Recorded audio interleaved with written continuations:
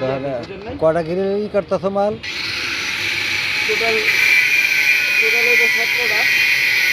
17টা গ্রিলের মাল জানালা, 17টা গ্রিলের মাল জানালা কাটতেছে। এই সমস্ত এগুলা কাটতে হাইট গেট কাটা হয়ে গেছে। যেটা হাইডেরটা হাইডের মাল কাটা হয়ে গেছে।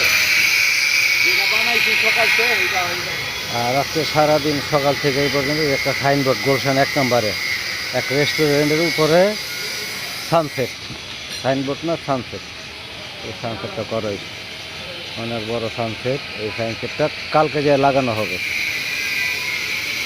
কালকে যেয়ে আমরা লাগাবো।